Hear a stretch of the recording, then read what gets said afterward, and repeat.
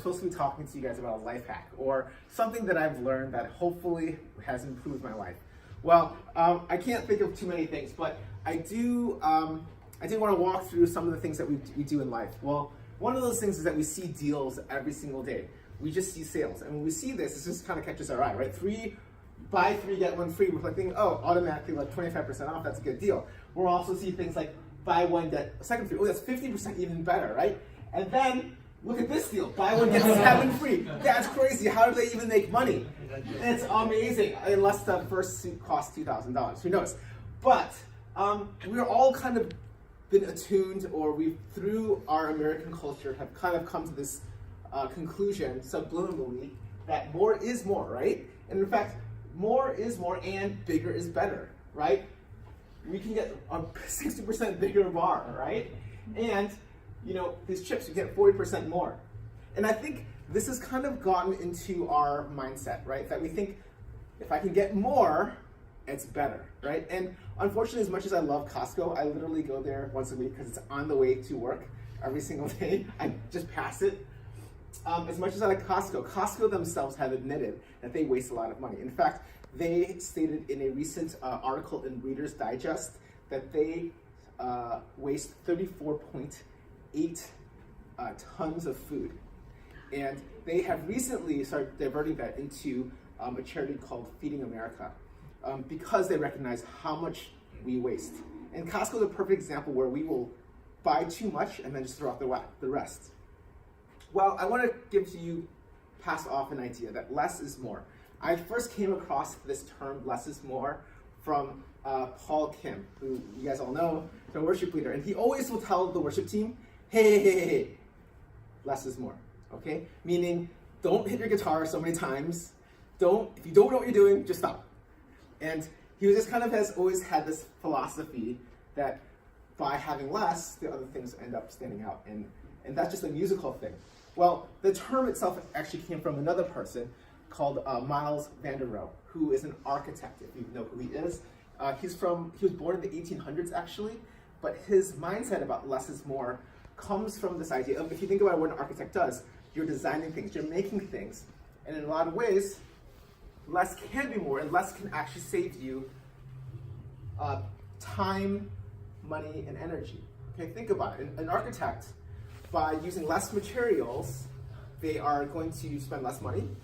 They're also going to spend less time actually building it, and all the energy from the workforce will be used. But that does require a lot of forethought. Okay, you have to think about what you're doing ahead of time. And so again, my thesis for this speech is that less is more, and it will save you time, money, and energy. Well, in order to help us illustrate this point, I have 2 examples for our speech today. The first one comes from someone that you may have heard of, a Netflix special called Tidying Up with Marie Kondo.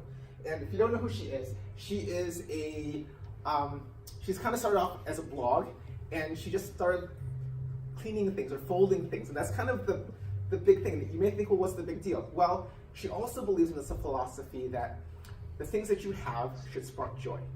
If it doesn't spark joy, get rid of it, okay? And you may think, well, gee, how is getting rid of stuff somehow going to give me more time, energy, or money? That doesn't make any sense.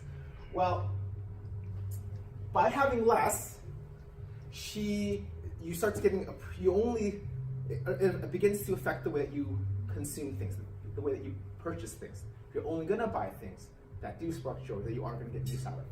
So to help us understand this, we have a little activity. We're going to learn how to fold sheets the KonMari way.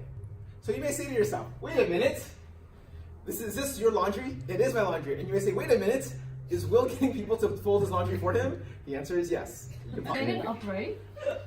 And then you can go. I did it! Oh, you know, Yay! when you put it in the... We are learning how to G1! You're the one who takes pants underneath the bottom shelf. She's very intelligent. Did I do it right? No, I did not do it right. And that's the KonMari method.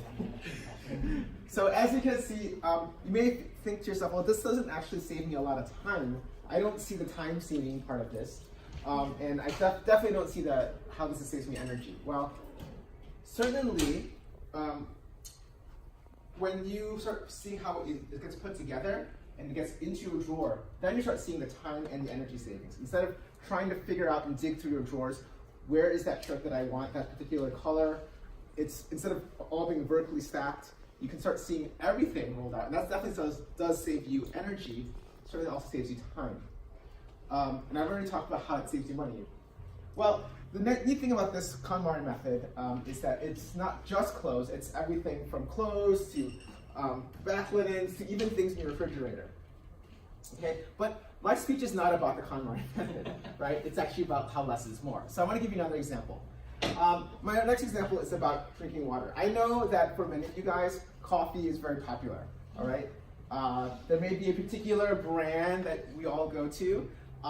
And I also love coffee as well, but the reality is that coffee also takes out time, energy, and money. And so how can less be more? Well, I had this conversation with Maria recently. We talked about how, you know, we're going to try to save money when we get back to the United States. And one thing we're going to try to do is just drink more water.